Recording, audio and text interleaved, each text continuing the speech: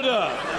Before I call the Chancellor of the Exchequer, I must remind honourable members that copies of the budget resolutions will be available in the vote office at the end of the Chancellor's speech.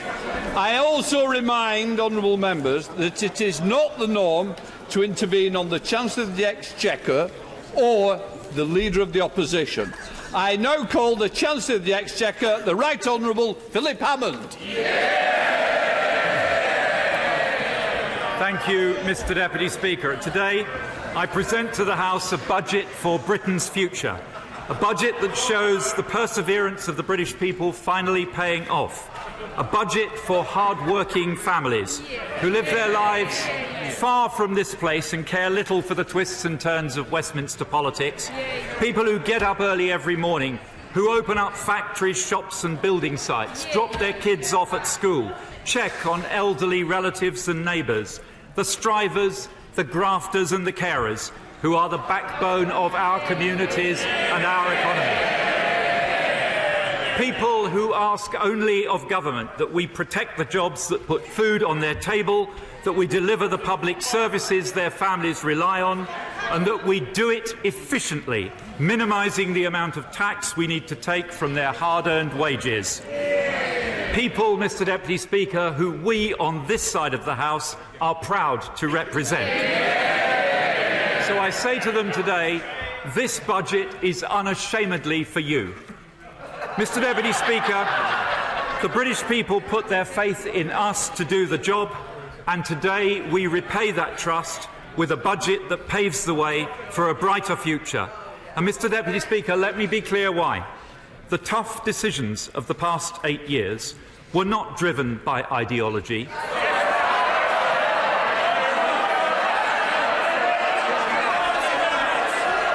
Mr Deputy Speaker, they were not driven by ideology. They were driven by necessity and by the failure of the party opposite in government,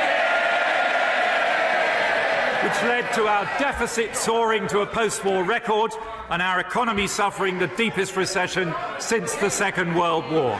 That, Mr Deputy Speaker, was our inheritance. And as ever, we did what needed to be done. Now we have reached a defining moment on this long, hard journey, opening a new chapter in our country's economic history, where we can look confidently to the future and set our course for where this remarkable country will go next. Because today, Mr Deputy Speaker, I can report to the British people that their hard work is paying off and the era of austerity is finally coming to an end.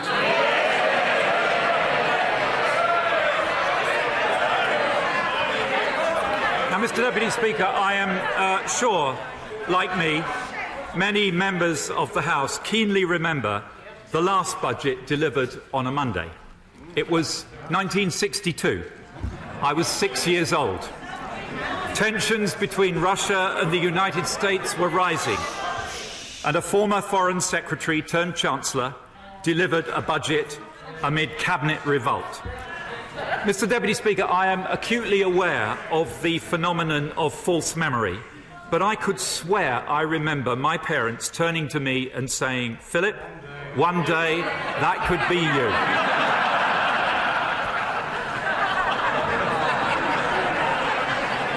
Mr Deputy Speaker, the media has been full of speculation about the timing of today's budget. Some were hoping for a December budget. I'm sure the headline writers were ready with something like "Spreadsheet Phil turns Santa Claus." Others were desperate. Others were desperate for it to be on Wednesday. Hamo House of Horrors, perhaps. But the truth is, by choosing today rather than Wednesday, I have not avoided the blood-curdling threats, the anguished wailing and the strange banging of furniture that's usually associated with Wednesday. I've been kindly invited to a special meeting of the 1922 committee this evening. Mr Deputy Speaker, our economy continues to confound those who talk it down.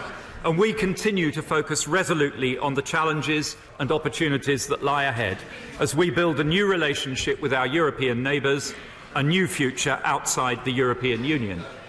But as we do so, let us not forget the remarkable achievements of the British people in clearing up the aftermath of Labour's Great Recession.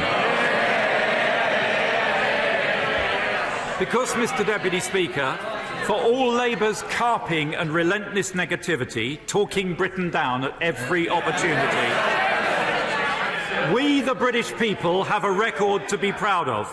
8 straight years of economic growth. Over 3.3 million more people in jobs.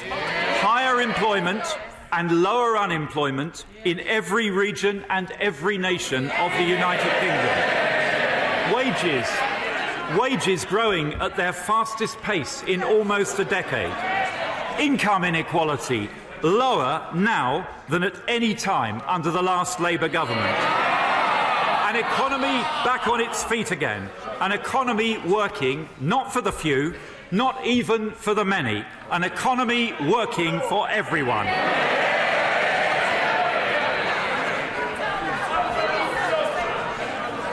Mr Deputy Speaker, we're at a pivotal moment in our EU negotiations and the stakes could not be higher.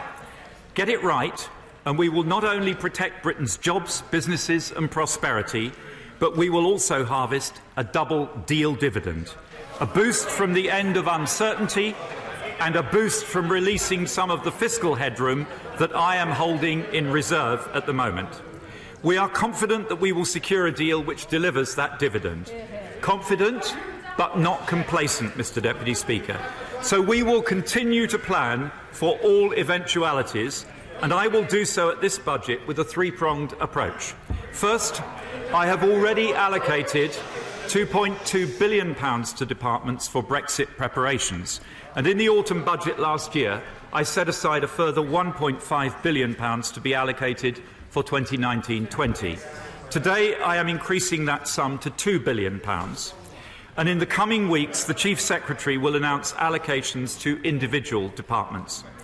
Secondly, I shall today maintain the headroom to my fiscal rules broadly as set out in the spring statement, retaining firepower to intervene if the economy needs more support in the coming months. And thirdly, as I've been clear since moving to an autumn budget, if the economic or fiscal outlook changes materially in year, I will take whatever action is appropriate, if necessary, upgrading the spring statement to a full fiscal event. Mr Deputy Speaker, the House can be confident that we are working for the best outcome for Britain and preparing for every eventuality. Mr Deputy Speaker, I shall first report to the House on the economic forecasts of the independent OBR, and I thank Robert Choate and his team once again for their excellent work. The OBR expect growth to be resilient across the forecast period, improving next year from the 1.3% forecast at the spring statement to 1.6%, then 1.4% in 2020 and 2021, 1.5% in 2022 and 1.6% in 2023. Mr Deputy Speaker, this government has prioritised getting people into work because the best way to help people is to provide them with the stability of a pay packet every month. Since 2010, over 3.3 million more people are in work, and today the OBR confirm Britain's jobs miracle is set to continue. Revising up participation in the labour market, revising down the country's equilibrium unemployment rate, predicting 800,000 more jobs by 2023. Now, by my calculation, Mr Deputy Speaker, that's over 4.2 million net new jobs since 2010, making the Shadow Chancellor's prediction of 1.2 million jobs lost out by just the tiniest margin of 5.4 million people. Roughly the population of Scotland. But now, Mr Deputy Speaker, we need to focus on pay. and with the proportion of low-paid jobs at its lowest since 1997, with regular pay growth at 3.1%, its strongest in almost a decade, and inflation forecast to average 2% next year, the OBR is forecasting sustained real wage growth in each of the next 5 years. A far cry, Mr Deputy Speaker, from the dismal picture that the Leader of the Opposition is so desperate to paint every Wednesday. I turn now to the fiscal forecast. We inherited the highest budget deficit in our peacetime history. But after 8 years, the hard work of the British people is paying off, and we will not squander their efforts. Today's forecast, taking into account all announcements made since the spring statement, including measures I shall announce today, shows the deficit down from almost 10% under Labour to less than 1.4% next year under this Conservative government, and falling to just 0.8% by 2023-24. Borrowing this year will be £11.6 billion lower than forecast at the spring statement, just 1.2% of GDP, and is then set to fall from £31.8 billion in 2019-20 to £26.7 billion in 2020-21, £23.8 billion in 21-22, £20.8 billion in 22-23, and £19.8 billion in 23-24, its lowest level in over 20 years. So, Mr Deputy Speaker, we meet our structural borrowing target 3 years early and deliver borrowing of just 1.3% of GDP in 2021, maintaining £15.4 billion headroom against our 2% fiscal rules target.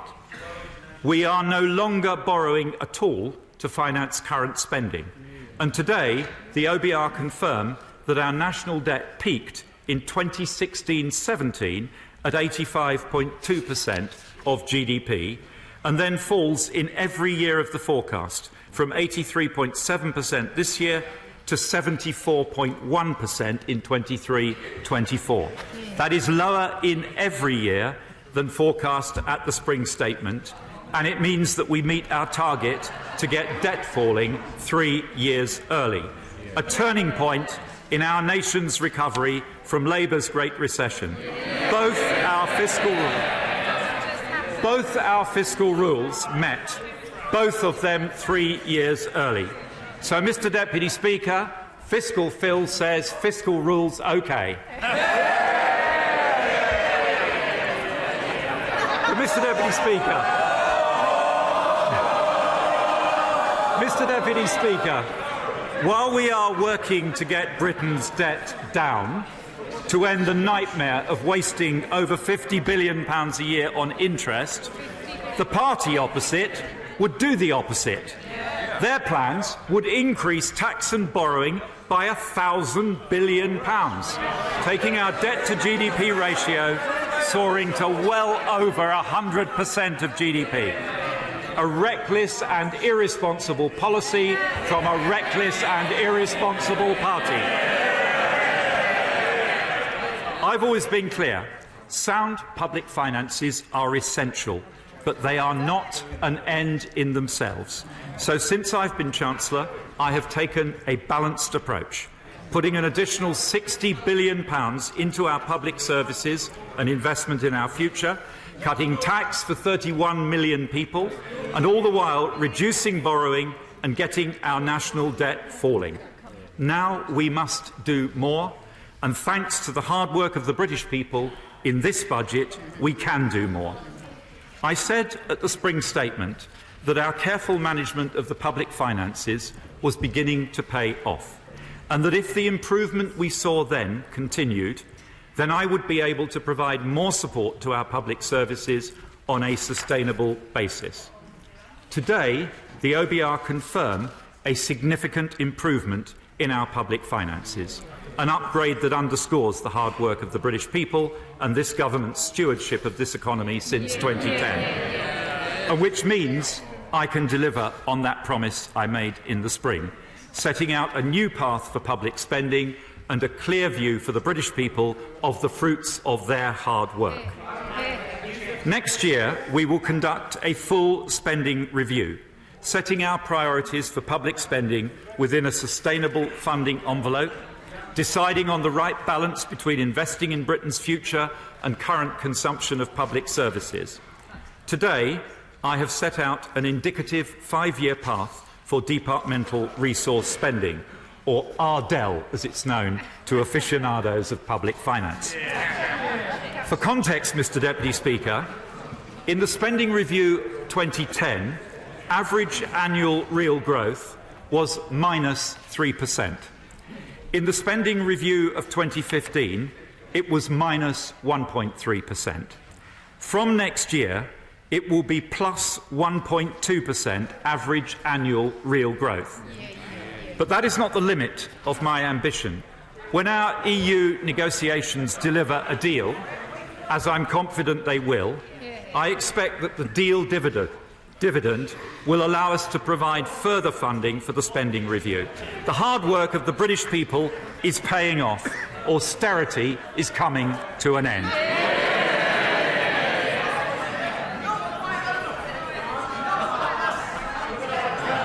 Now, Mr Deputy Speaker, you will know better than most that every Chancellor likes to have a rabbit or two in his hat as he approaches a budget. But this year,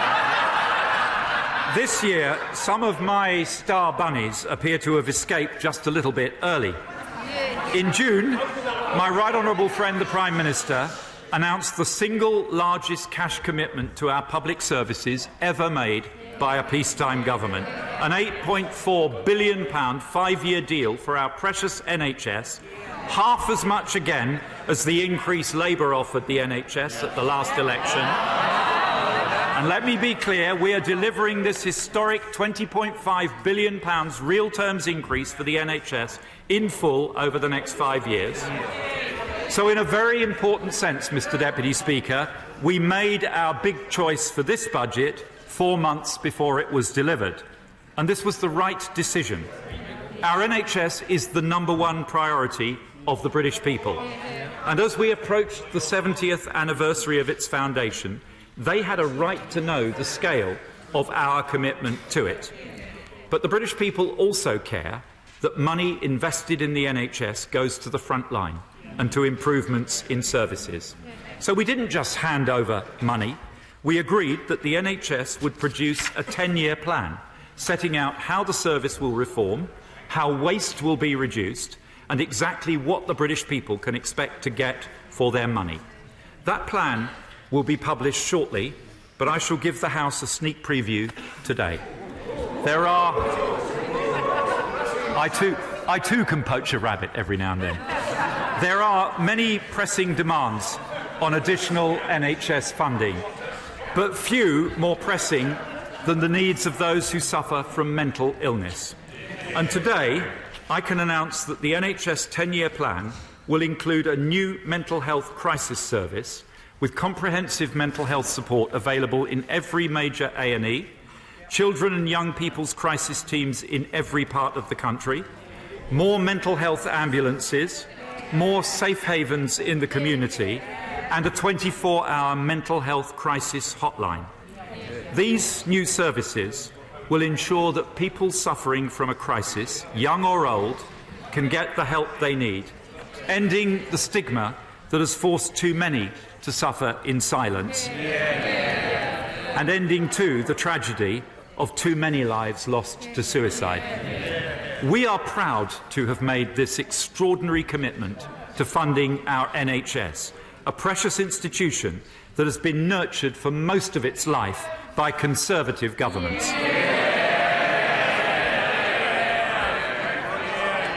Mr Deputy Speaker, departmental spending allocations will be settled at the spending review next year. However, there are a small number of areas where I will provide further support now in order to deliver necessary certainty for forward planning.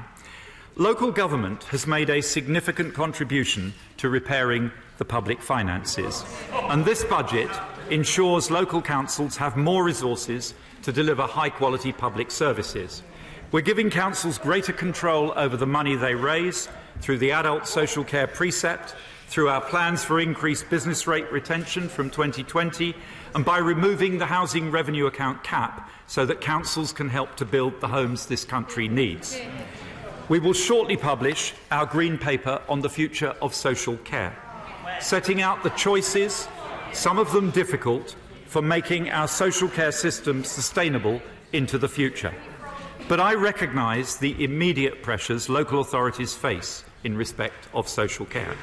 So today, building on the £240 million for social care winter pressures announced earlier this month, I will make available a further £650 million of grant funding for English authorities for 2019-20 and an additional £45 million for the Disabled Facilities Grant in England in 2018-19, and will invest a further £84 million over the next 5 years to expand our successful children's social care programmes to 20 further councils with high or rising numbers of children in care, allowing councils to improve services for older people, for people with disabilities and for children in care now, while longer-term funding decisions will be made at the spending review. Mr Deputy Speaker, the UK spends more on defence than any NATO member except the US. But over the last year, we've had stark reminders of the scale, scope and complexity of the threats we face. My right honourable friend, the Defence Secretary, is working with the Cabinet Office and the Treasury to conduct a review into the modernisation of our armed forces in response to the evolving threat, which will form the basis for a comprehensive consideration of defence spending next year. But as a former Defence Secretary myself, I understand the immediate pressures our armed forces are facing. So I will today provide an additional £1 billion to the MOD to cover the remainder of this year and next, to boost our cyber capabilities and our anti-submarine warfare capacity, and to maintain the pace of the Dreadnought programme to ensure continuous at-sea deterrence. A deterrent, Mr Deputy Speaker, that allows us to sleep easy in our beds, but one that the Leader of the Opposition and his shadow Chancellor have spent their political lifetimes campaigning to abolish. Nobody should be in any doubt that on this side of the House we are proud of our armed forces, and we will always back them with the investment they need to keep this country safe. And Mr Deputy Speaker, it is not only our armed forces that keep us safe. Our counter-terrorism police play a vital role in defending Britain against the evolving threats we face. We committed in 2015 to spend 30% more on counter-terrorism capabilities over the current spending review period. And today, I commit an additional £160 million of CT police funding for 2019-20 to protect CT police numbers in 1920 and to allow future CT police funding to be considered in the round at the spending review. I recognise that policing more generally is under pressure from the changing nature of crime. I also recognise the representations made on this by many colleagues, such as my honourable friend, the member for South West Bedfordshire.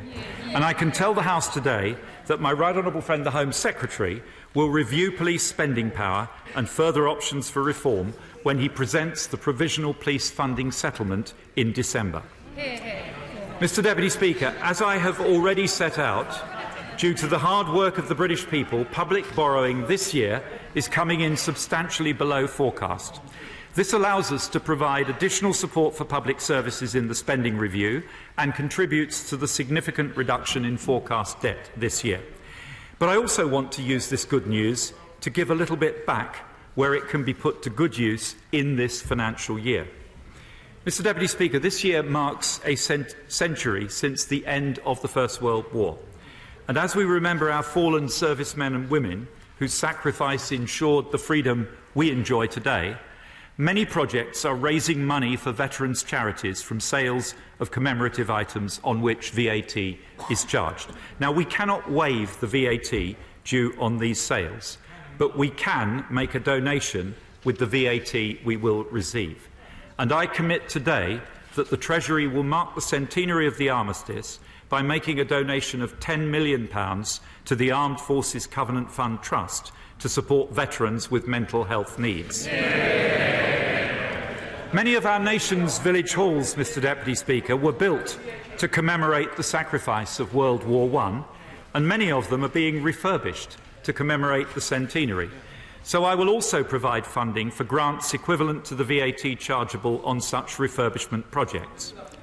And as our focus moves from the anniversaries of the First World War to the Second, I will also provide £1.7 million for educational programmes in schools to mark the 75th anniversary of the liberation of the Bergen-Belsen concentration camps, ensuring the next generation hears the stories of those who survived the Holocaust and of the British soldiers who liberated them.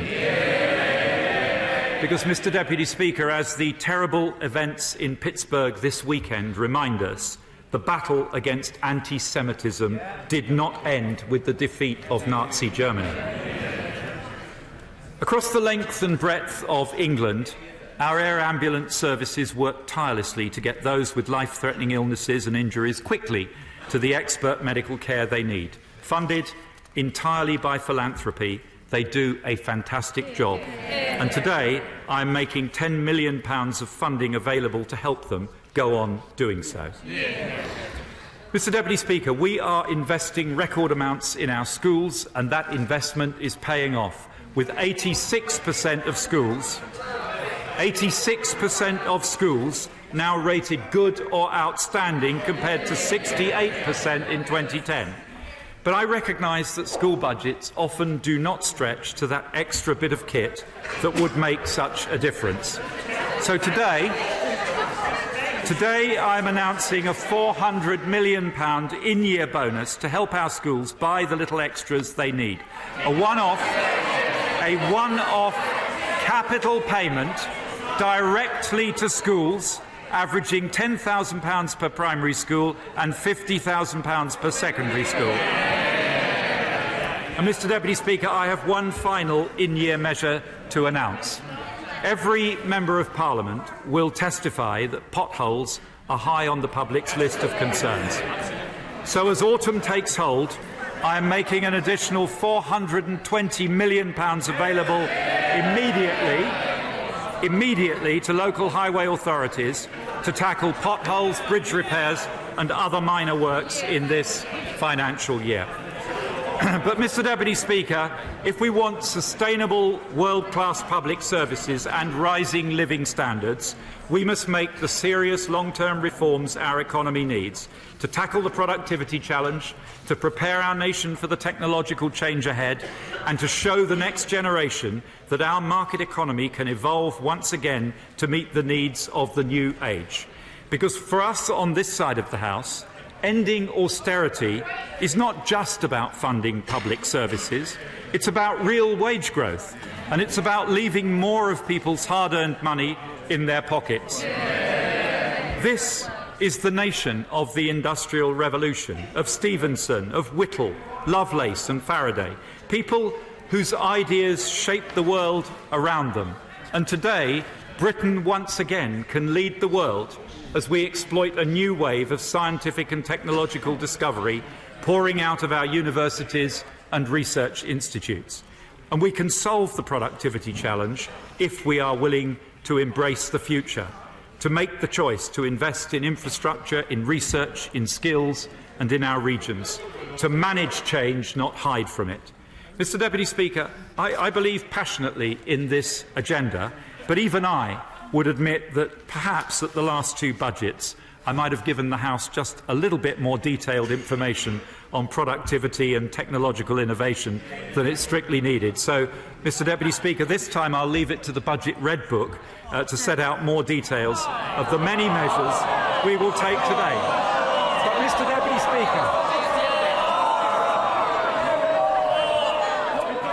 But, Mr Deputy Speaker, sensing the disappointment of my colleagues, I will just mention that this list in the Budget Red Book includes our commitment to technology, with £1.6 billion of new investments to support our modern industrial strategy, ranging from nuclear fusion to quantum computing.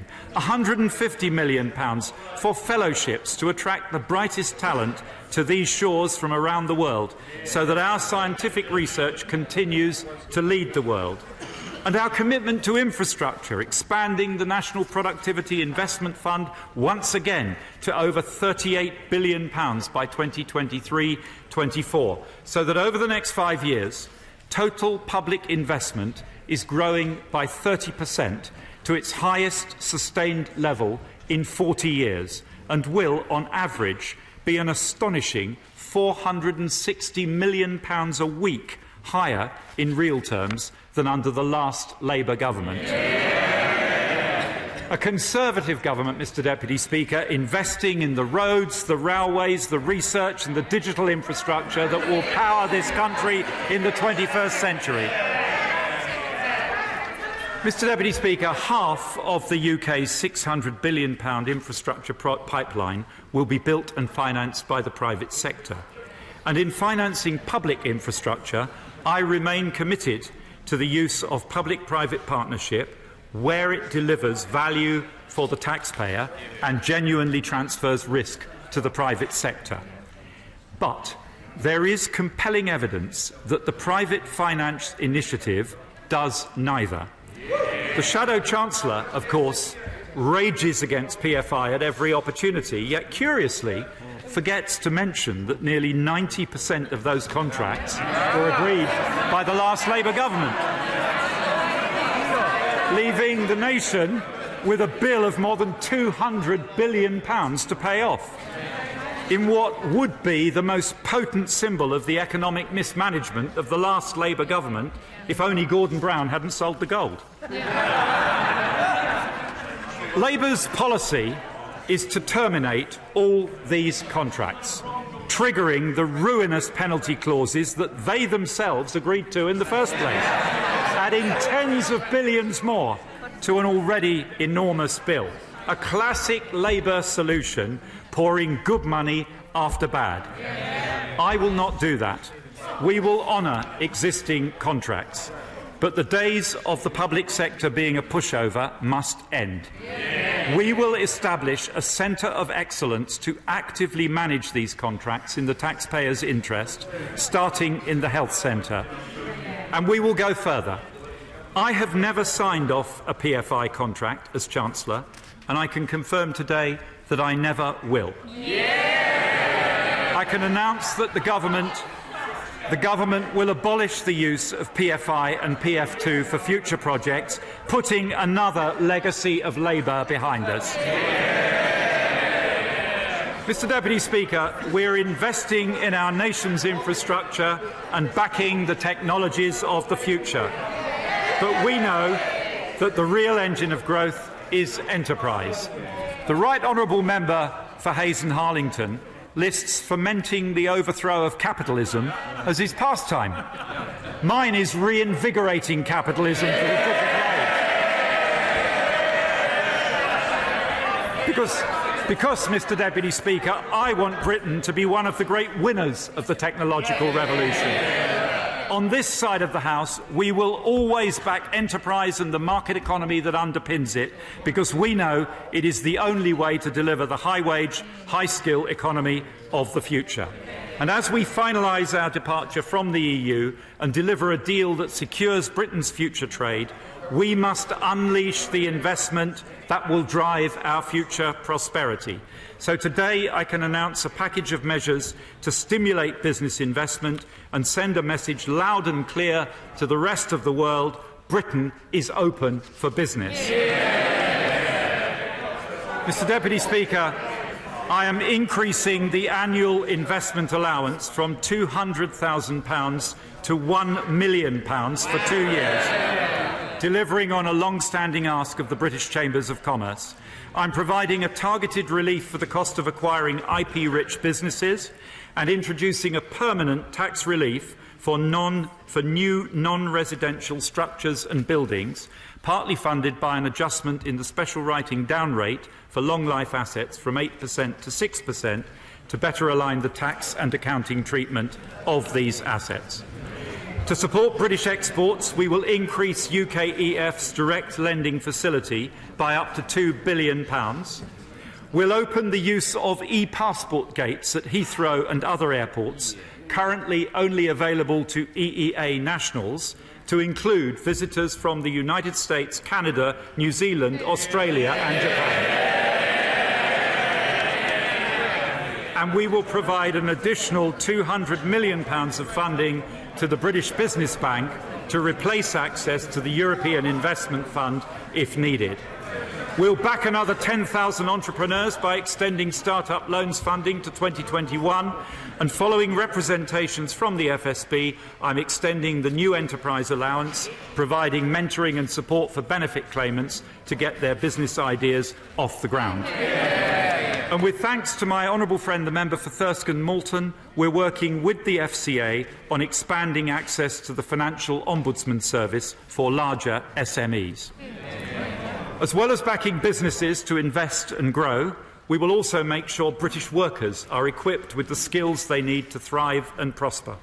We've introduced a new system of T-level vocational training, have put the first £100 million into the new national retraining scheme, and through the apprenticeship levy, we're delivering 3 million high-quality apprenticeships in this Parliament.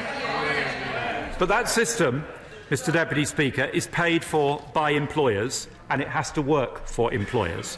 So today, in addition to the flexibilities I announced earlier this month, I can announce that for smaller firms taking on apprentices, we will halve the amount they have to contribute from 10% to 5%. In total, this is a £695 million package to support apprenticeships.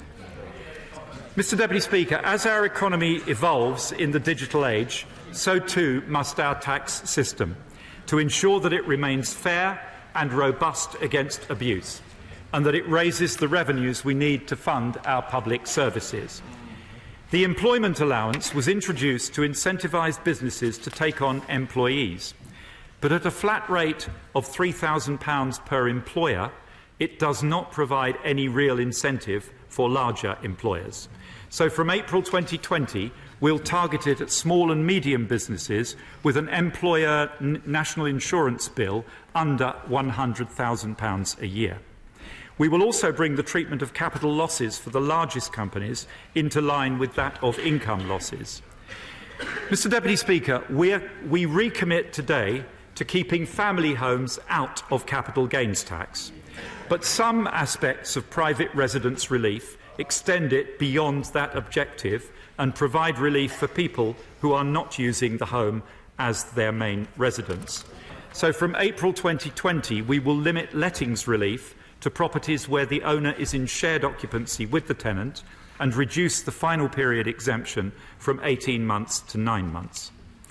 Mr Deputy Speaker, I have received representations that I should abolish entrepreneurs' relief and put the savings towards funding our NHS commitments. But I do not believe we can have sustainable public services unless we have a dynamic economy. And encouraging entrepreneurs must be at the heart of any strategy for a dynamic economy. So I will retain entrepreneurs' relief, but to ensure it is going to genuine entrepreneurs, I will extend the minimum qualifying period from 12 months to 2 years. Mr Deputy Speaker, in the period since the last budget, we've explored all avenues to address the cliff edge effect of VAT registration, but our options are restricted by EU law. We will continue to work on this issue as our future VAT regime becomes clear over the years ahead. And in the meantime, to give small businesses certainty, and in response to representations from my right honourable friend, the member for Mid Worcestershire, the FSB and others, I will leave the threshold unchanged for a further 2 years. Mr Deputy Speaker, the off-payroll working rules, known as IR35, are designed to ensure fairness, so that individuals working side by side in a similar role for the same employer pay the same employment taxes. Last year, we changed the way these rules are enforced in the public sector, but widespread non-compliance also exists in the private sector. So following our consultation, we will now apply the same changes to private sector organisations as well. But after listening carefully to representations made, including many from my honourable and right honourable friends, during the consultation, we will delay these changes until April 2020, and we will only apply them to large and medium-sized businesses. Mr. Deputy Speaker, there is one standout example of where the rules of the game must evolve now if they are to keep up with the emerging digital economy. Digital platforms delivering search engines, social media and online marketplaces have changed our lives, our society and our economy, mostly for the better. But they also pose a real challenge for the sustainability and fairness of our tax system. The rules have simply not kept pace with changing business models, and it is clearly not sustainable or fair that digital platform businesses can generate substantial value in the UK without paying tax here in respect of that business. The UK has been leading attempts to deliver international corporate tax reform for the digital age. A new global agreement is the best long-term solution, but progress is painfully slow. We cannot simply talk forever. So we will now introduce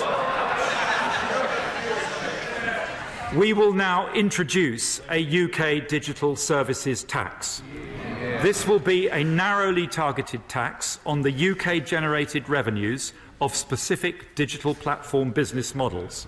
It will be carefully designed to ensure it is established tech giants rather than our tech startups that shoulder the burden of this new tax.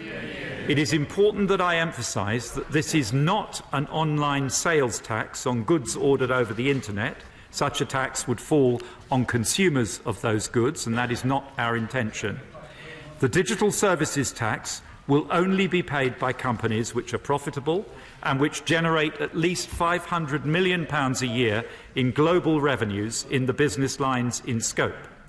We will consult on the detail to make sure we get it right and to ensure that the UK continues to be the best place in the world to start and scale up a tech business.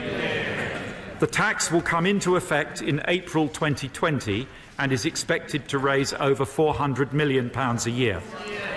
In the meantime, we will continue to work at the OECD and the G20 to seek a globally agreed solution, and if one emerges, we will consider adopting it in place of the UK digital services tax. But this step shows that we are serious about this reform because, Mr. Deputy Speaker, it is only right that these global giants with profitable businesses in the UK pay their fair share towards supporting our public services. And, Mr. Deputy Speaker, I am already looking forward to my call from the former leader of the Liberal Democrats.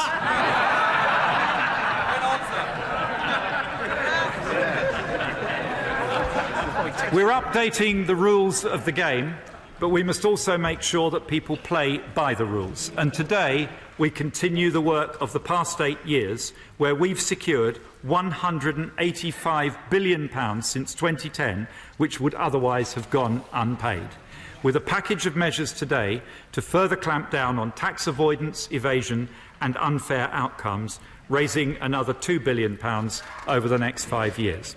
We will make HMRC a preferred creditor in business insolvencies to ensure that tax which has been collected on behalf of HMRC is actually paid to HMRC.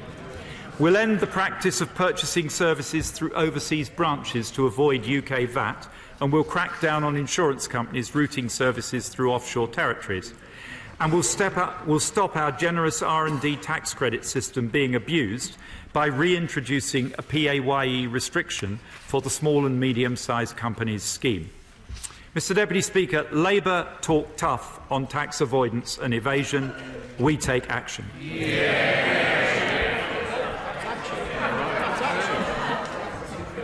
Mr. Deputy Speaker, investing in our infrastructure, backing the technologies of the future, supporting British businesses updating our tax system for the digital age. That is how we will deliver the high-wage, high-skill economy of the future. But we must also recognise that technological change will bring challenges as well as opportunities. And there is one part of our economy that is currently confronting that challenge in spades: our high streets. Embedded in the fabric of our great cities, towns and villages, the high street lies at the heart of many communities, and it is under pressure as never before as Britain adopts online shopping with greater alacrity than any other large economy. So if Britain's high streets are to remain at the centre of our community life, they will need to adapt. Today, we support them to do so, responding to calls from across this House, especially from my right honourable friend, the member for Putney, and my honourable friends, the members for Southport and Croydon South. We will provide £675 million of co-funding to create a future High Streets Fund to support councils to draw up formal plans for the transformation of their high streets, to invest in the improvements they need and to facilitate redevelopment of underused retail and commercial areas into residential. At one and the same time, Mr Deputy Speaker, helping with the housing challenge and delivering much-needed footfall to high street businesses. We will consult on how modernisation of the use classes order and the CPO regime can help facilitate the transformation of the high street. Mr Deputy Speaker, the change that our high streets face is irreversible, and it will take them time to adapt to it. But I know that many small retail businesses are struggling to cope with the high fixed costs of business rates. Since 2016, we've introduced business rates relief measures worth £12 billion, and many of these reliefs will have benefited high street businesses. But today I can go further. At the next revaluation in 2021, rateable values will adjust to reflect changes in rental values. But I want to help retail businesses now. So for the next 2 years, up to that revaluation, for all retailers in England with a rateable value of £51,000 or less, I will cut their business rates bill by 1/3.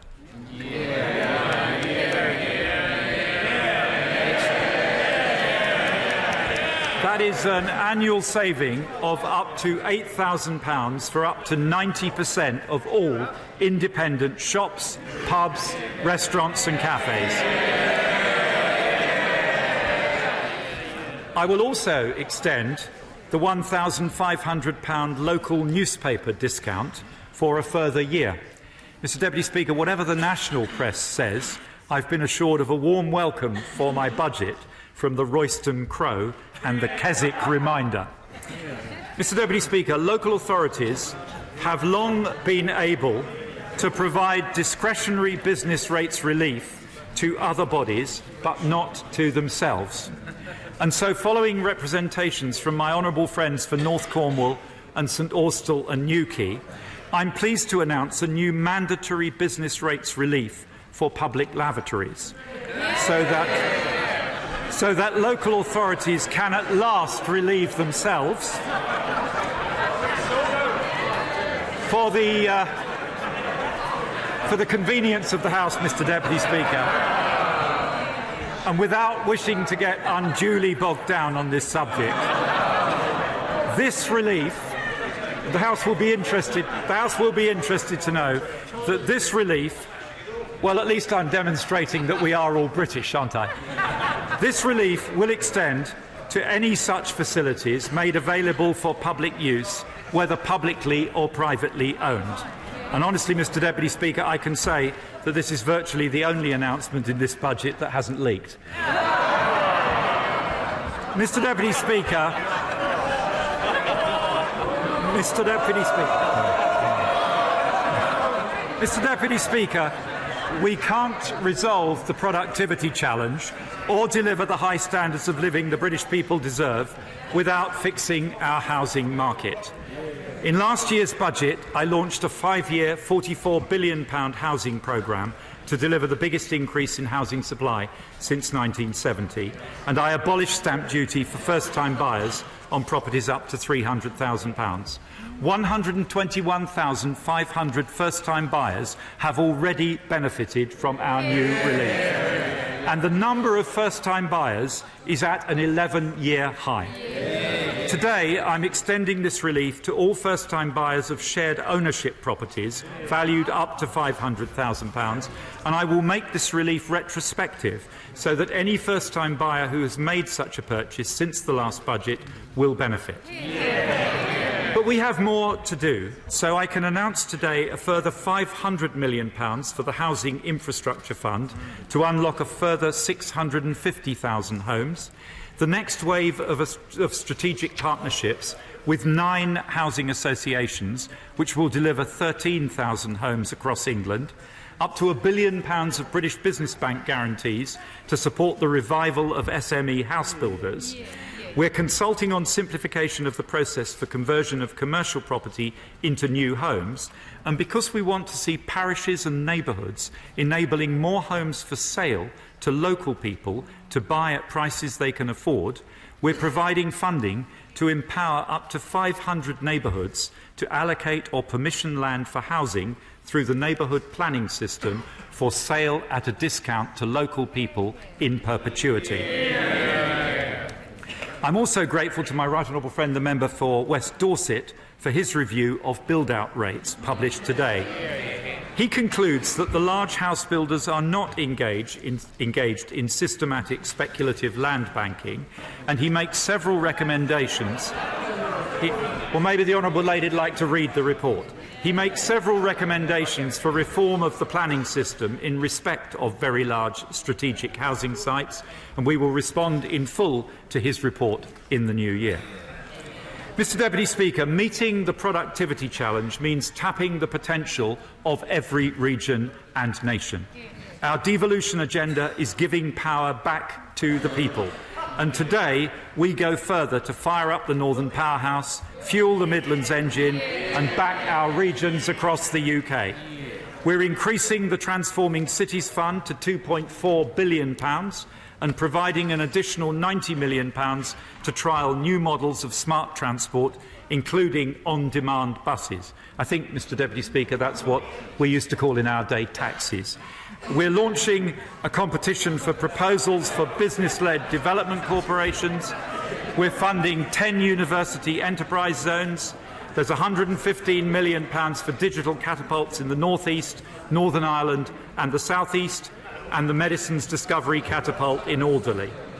£70 million to develop the Defence and National Rehabilitation Centre near Loughborough, £37 million of additional development funding for Northern Powerhouse Rail, and £10 million for a new pilot in Manchester to support the self-employed to acquire new skills.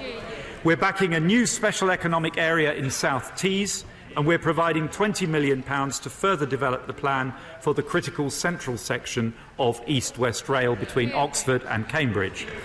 And here in our capital, we support the delivery of a further 19,000 homes by improving the Docklands Light Railway with Housing Infrastructure Fund money. Mr Deputy Speaker, the decisions announced in this budget means in 2021 an additional £950 million for the Scottish Government, £550 million for the Welsh Government and £320 million for a Northern Ireland executive. Obviously, much larger sums to come as we move ahead over the spending review period with our NHS funding change. I can also announce funding for further city and growth deals, including £150 million for Tay Cities, £350 million for Belfast and £120 million for North Wales, while negotiations progress with Ayrshire, Mid Wales and Borderlands, and will begin with Murray, Derry Londonderry and Strabane as well. I was pleased to be able to respond to a joint request from the members for Belfast North, Belfast East and Belfast South to provide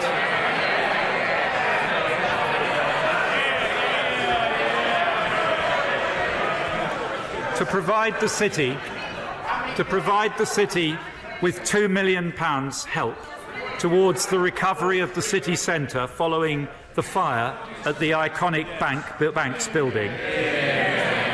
And we're also moving forward with schools projects in Northern Ireland worth £300 million to increase the provision of shared and integrated cross-community education. And we've agreed to the establishment of a working group to progress plans for short-haul APD devolution. To continue to support Scotland's oil and gas industry, we will maintain headline tax rates at their current level and launch a call for evidence on our plan to make Scotland a global hub for decommissioning. And finally, to support our vital fishing industry as we leave the EU, we'll invest £12 million over the next 3 years in cutting-edge fisheries technology and safety measures. A Conservative government, Mr Deputy Speaker, delivering for all our proud nations and for all our English regions, driving growth and prosperity across our United Kingdom. Mr Deputy Speaker, we are driven by a determination to ensure that the next generation will be more prosperous than ours. But we cannot secure our children's future unless we secure our planet's future. So at this budget, I take further action with a package of measures set out in the Red Book to ensure that we leave our environment in a better state than we inherited it. There is one particular measure I want to mention. The Shadow Chancellor's recent accident has reminded us all how dangerous abandoned waste can be. So I will provide £10 million to deal with abandoned waste sites, although I cannot guarantee to the House that £10 million is going to be enough to stop him falling flat on his face in the future.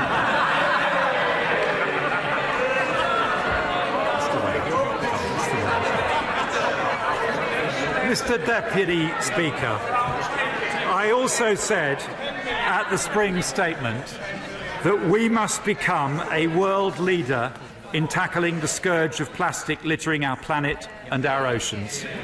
Billions of disposable plastic drinks cups, cartons, bags and other items are used every year in Britain.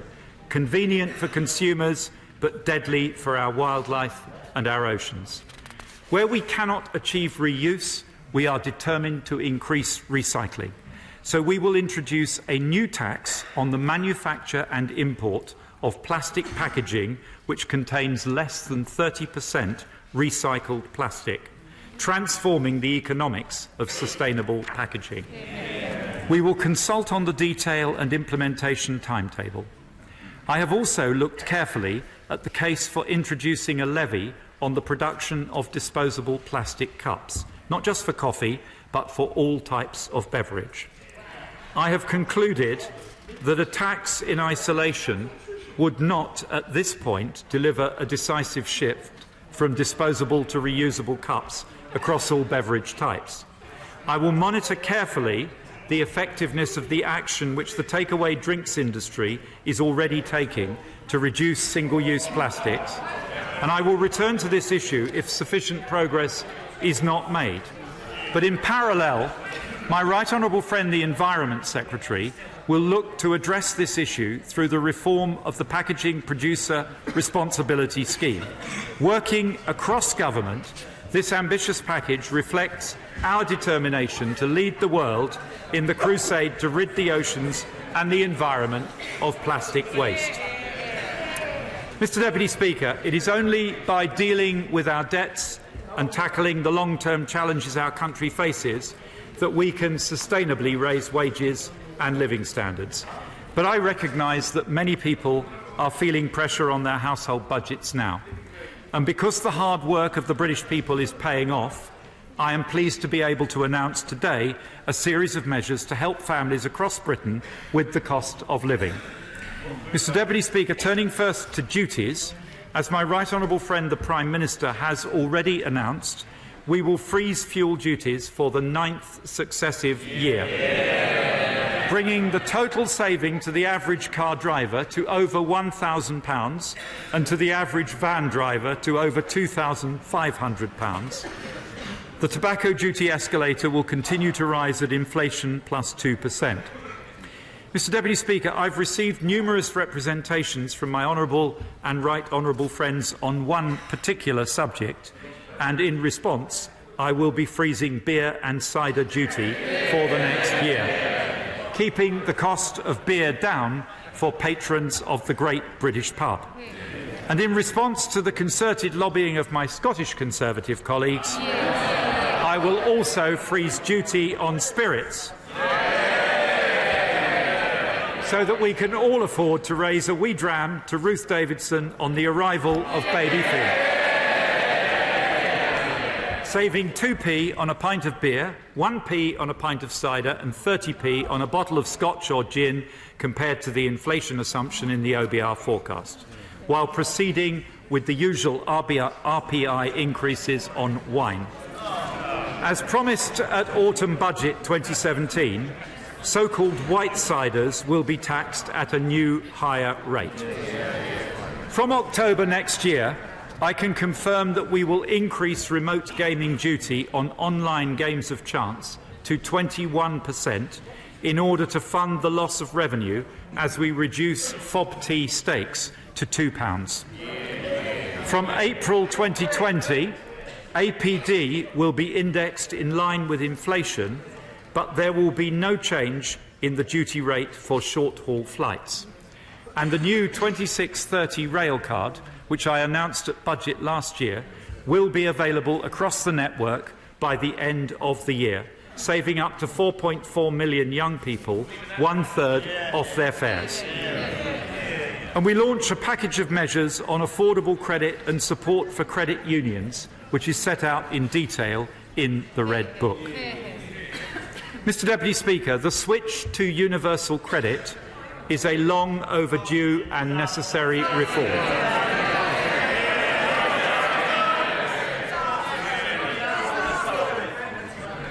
It replaces the broken system left by the last Labour government, a system, Mr Deputy Speaker, that trapped millions on out-of-work benefits for nearly a decade. This is not just a welfare measure, it is a major structural reform to our economy that will help to drive growth and employment in the years ahead. And I pay tribute to my right honourable friend, the member for Chingford, without whose tenacity universal credit would never have seen the light. But I recognise the genuine concerns among many honourable and right honourable friends about two issues. First, the implementation of this programme. It is an enormous undertaking, and we've always been clear we want the migration process to be as smooth as possible. I have already delivered nearly £3.5 billion to help with the transition, including a £1.5 billion package of support at last year's budget. Today, I can go further with a package of additional measures worth £1 billion over 5 years, enabling— What a surprise, Mr Deputy Speaker. What a surprising response from the opposition front bench. A package of measures to aid the transition worth £1 billion over 5 years, enabling my right honourable friend, the Secretary of State for Work and Pensions, to introduce additional protections as existing welfare claimants move on to UC, and she will announce details when she introduces the managed migration regulations later this year.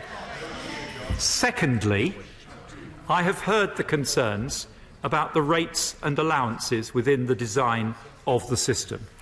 In my first autumn statement, I reduced the UC taper rate from 65% to 63%, and today I can tell the House that I am increasing work allowances in universal credit by £1,000 per annum at a cost of £1.7 billion annually once rollout is complete, benefiting 2.4 million working families with children,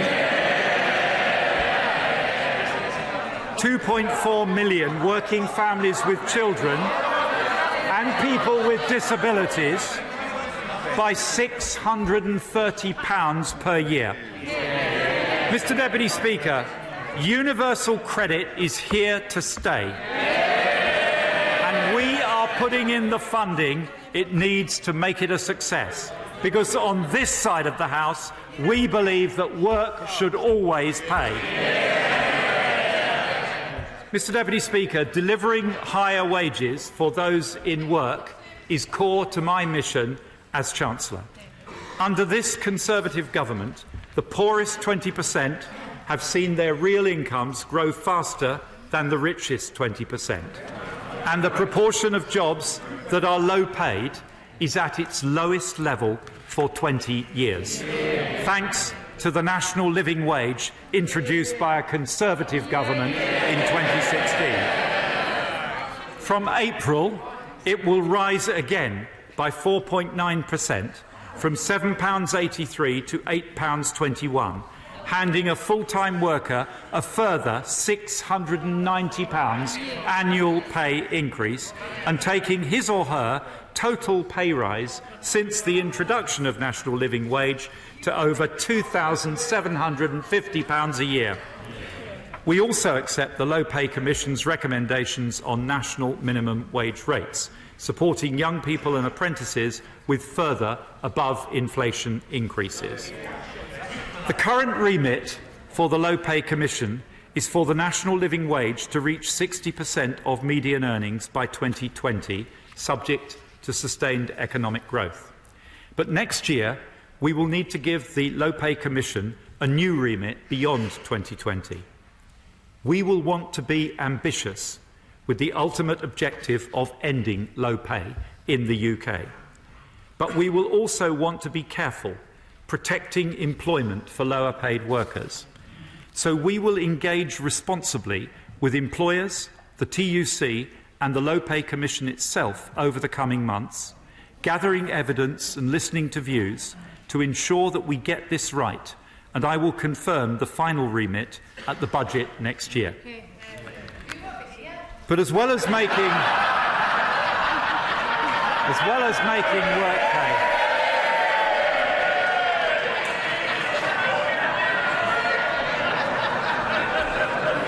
I hear the Honourable Lady, Mr. Deputy Speaker, but her point is slightly blunted by the fact that she made it in the autumn of 2016, she made it again in the spring of 2017, and she made it again in the autumn of last year.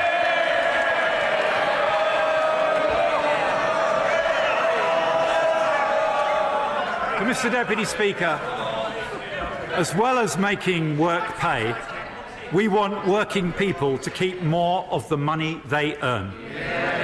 When we came into office, the personal allowance stood at £6,475 and the higher rate threshold at £43,875. In April, I raised the personal allowance to £11,850 and the higher rate threshold to £46,350 as steps towards our manifesto commitments of £12,500 and £50,000 respectively by 2020. Those manifesto commitments were, of course, made before our new funding pledge to the NHS, and I have received representations that the least painful way for taxpayers to contribute to increased NHS funding would be to abandon our manifesto pledges and freeze the personal allowance and the higher rate threshold at current levels. But let me reassure the House that, unlike the right honourable gentleman opposite, my idea of ending austerity does not involve increasing people's tax bills.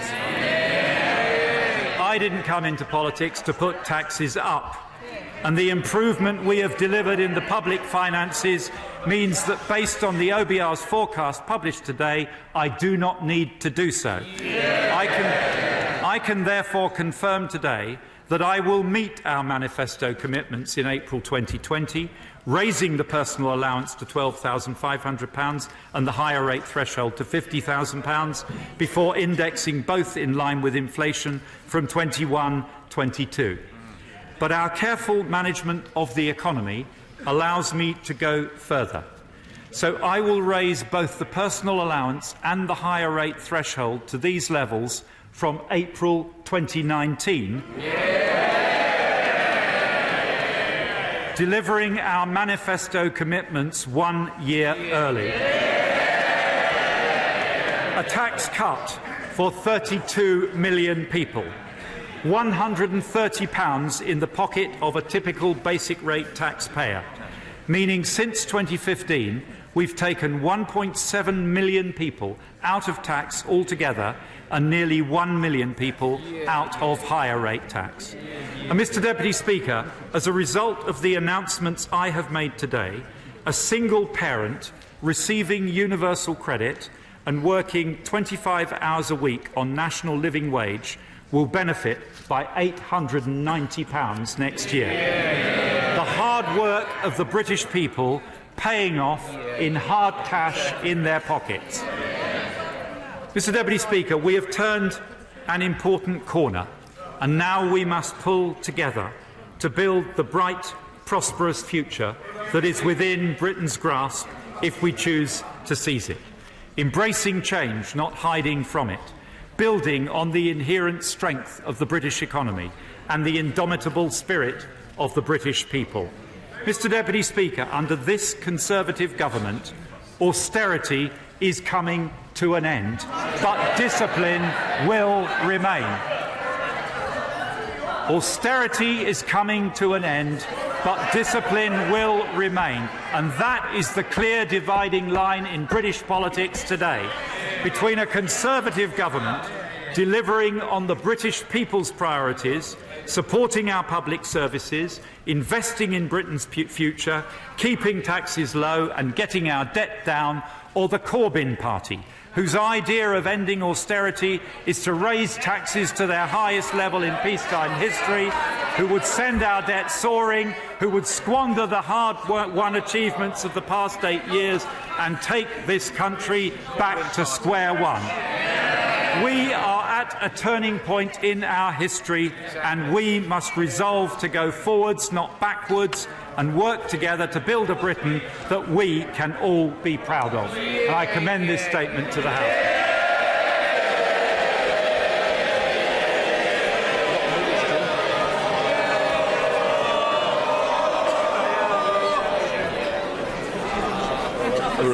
Under Standing Order number 51, the first motion, entitled Provisional Collection of Taxes, must be decided without debate.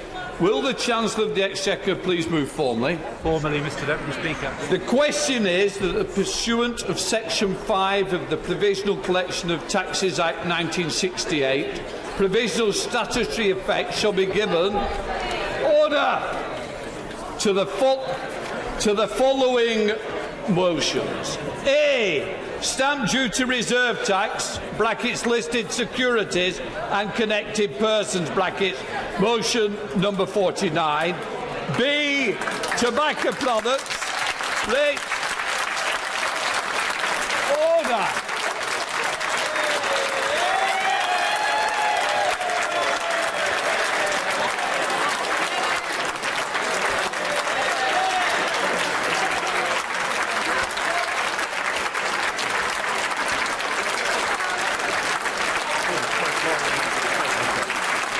Can I just say to honourable members need to listen to what's going to affect their constituents. I will say once again that honourable members may be interested in what affects their constituents, because I certainly am. And what I will say, we won't know what affects them and what doesn't until I can complete it. And let us complete it. And I don't need any help from the backbenchers. Right. As many of that opinion say aye. Aye. The contrary, no. I think the ayes have it. The ayes have it. I now call upon the Chancellor of the Exchequer to move the motion entitled Income Tax (brackets charge). It is on the motion that the debate will take place today and on succeeding days. The questions on this motion and on the remaining motions will be put at the end of the budget debate on Thursday, the 1st of November. Minister to move. The question is the income tax charge for the tax year 2019-20 and declared that it is expedient and in the public interest that this resolution should have statutory effect under the provisions of the Revisional Collection of Taxes Act. I now call the Leader of the Opposition, the Right Honourable Jeremy Corbyn. Mr Deputy Speaker, the reality